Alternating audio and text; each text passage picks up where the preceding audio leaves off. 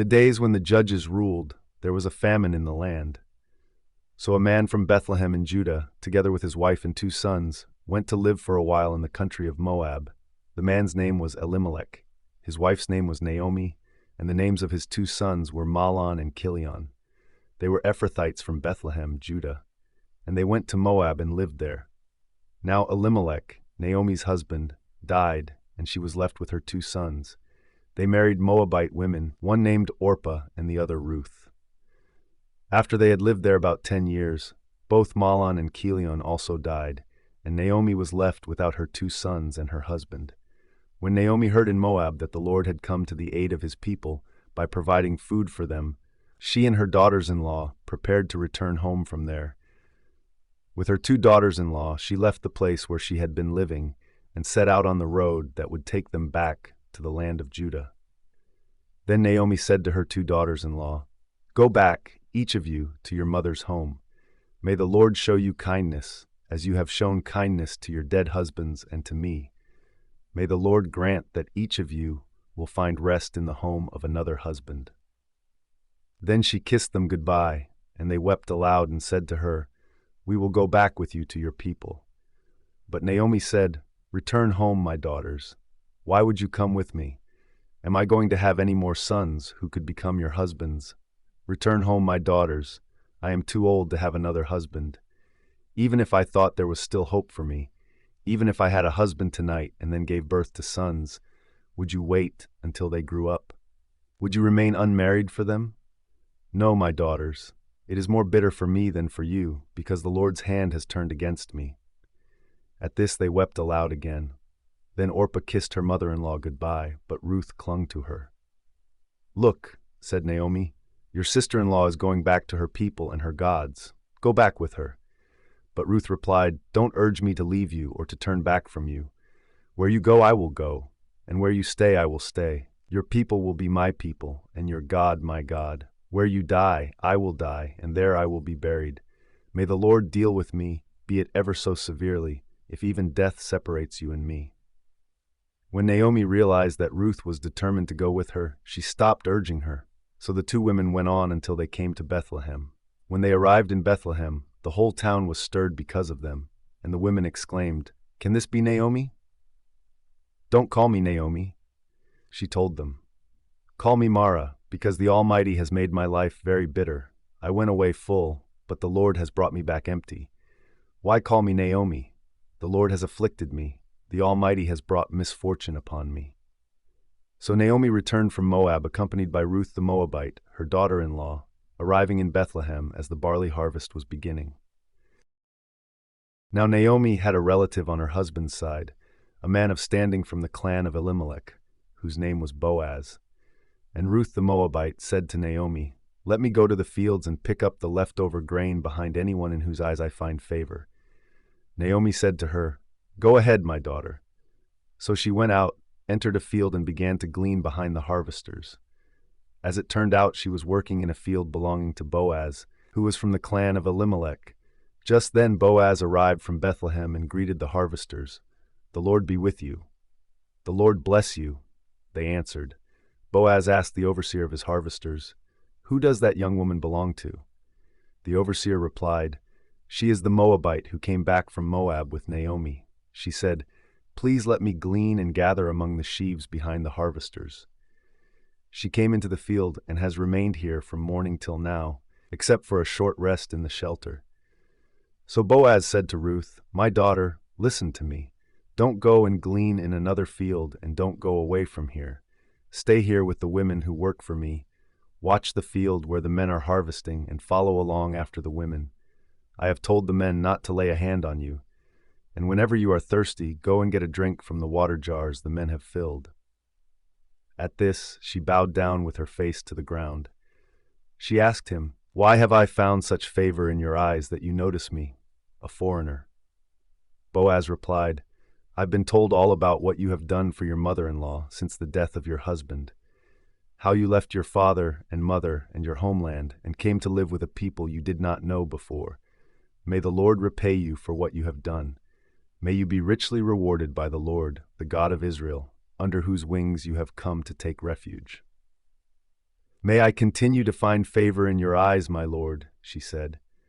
"You have put me at ease by speaking kindly to your servant, though I do not have the standing of one of your servants." At mealtime Boaz said to her, "Come over here, have some bread and dip it in the wine vinegar." When she sat down with the harvesters, he offered her some roasted grain. She ate all she wanted and had some left over.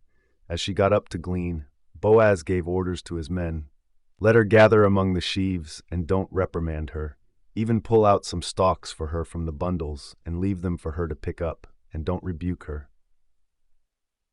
So Ruth gleaned in the field until evening. Then she threshed the barley she had gathered, and it amounted to about an ephah. She carried it back to town, and her mother-in-law saw how much she had gathered. Ruth also brought out and gave her what she had left over after she had eaten enough. Her mother-in-law asked her, "Where did you glean today? Where did you work? Blessed be the man who took notice of you." Then Ruth told her mother-in-law about the one at whose place she had been working. "The name of the man I worked with today is Boaz," she said. "The Lord bless him." Naomi said to her daughter-in-law, "He has not stopped showing his kindness to the living and the dead." She added, "That man is our close relative. He is one of our guardian redeemers." Then Ruth the Moabite said, "He even said to me, 'Stay with my workers until they finish harvesting all my grain.'" Naomi said to Ruth her daughter-in-law, "It will be good for you, my daughter, to go with the women who work for him, because in someone else's field you might be harmed." So Ruth stayed close to the women of Boaz to glean until the barley and wheat harvests were finished, and she lived with her mother-in-law. One day Ruth's mother-in-law Naomi said to her, "My daughter, I must find a home for you, where you will be well provided for. Now Boaz, with whose women you have worked, is a relative of ours. Tonight he will be winnowing barley on the threshing floor. Wash, put on perfume, and get dressed in your best clothes. Then go down to the threshing floor, but don't let him know you are there until he has finished eating and drinking. When he lies down, note the place where he is lying. Then go and uncover his feet and lie down. He will tell you what to do." "I will do whatever you say," Ruth answered. So she went down to the threshing floor and did everything her mother-in-law told her to do. When Boaz had finished eating and drinking and was in good spirits, he went over to lie down at the far end of the grain pile. Ruth approached quietly, uncovered his feet, and lay down. In the middle of the night, something startled the man. He turned, and there was a woman lying at his feet.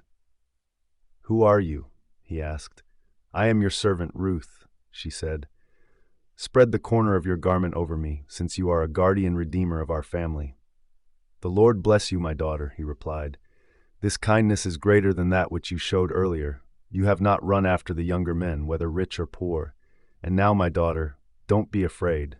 I will do for you all you ask. All the people of my town know that you are a woman of noble character.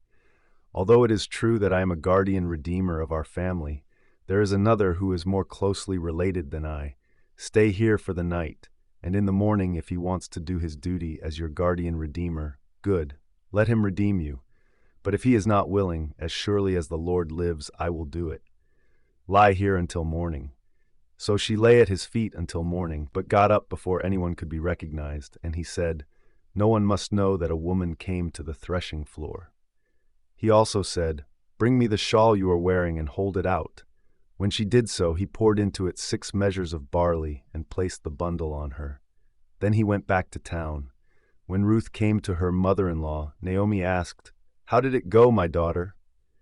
Then she told her everything Boaz had done for her and added, "He gave me these 6 measures of barley, saying, 'Don't go back to your mother-in-law empty-handed.'" Then Naomi said, "Wait, my daughter, until you find out what happens, for the man will not rest until the matter is settled today." Meanwhile, Boaz went up to the town gate and sat down there just as the guardian redeemer he had mentioned came along. Boaz said, "Come over here, my friend, and sit down." So he went over and sat down.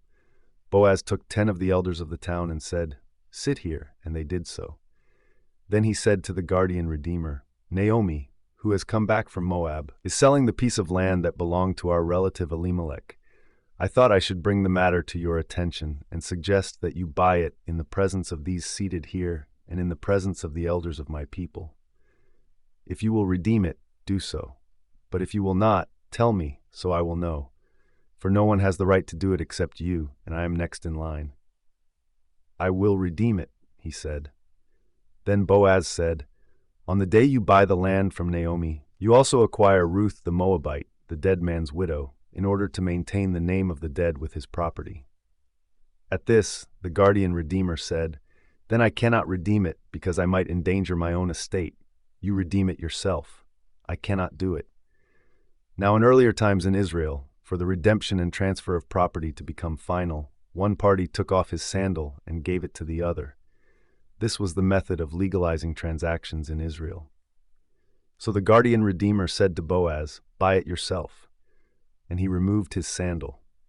Then Boaz announced to the elders and all the people, "Today you are witnesses that I have bought from Naomi all the property of Elimelech, Chilion, and Mahlon. I have also acquired Ruth the Moabite, Mahlon's widow, as my wife, in order to maintain the name of the dead with his property, so that his name will not disappear from among his family or from his hometown. Today you are witnesses." Then the elders and all the people at the gate said, "We are witnesses. May the Lord make the woman who is coming into your home like Rachel and Leah, who together built up the family of Israel. May you have standing in Ephrathah and be famous in Bethlehem.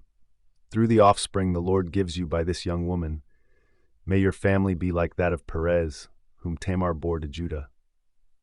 So Boaz took Ruth, and she became his wife. When he made love to her, the Lord enabled her to conceive, and she gave birth to a son. The women said to Naomi, "Praise be to the Lord, who this day has not left you without a guardian redeemer. May he become famous throughout Israel. He will renew your life and sustain you in your old age. For your daughter-in-law, who loves you and who is better to you than 7 sons, has given him birth." Then Naomi took the child in her arms and cared for him. The women living there said, "Naomi has a son." And they named him Obed. He was the father of Jesse, the father of David. This, then, is the family line of Perez. Perez was the father of Hezron, Hezron the father of Ram, Ram the father of Amminadab, Amminadab the father of Nahshon, Nahshon the father of Salmon, Salmon the father of Boaz, Boaz the father of Obed, Obed the father of Jesse, and Jesse the father of David.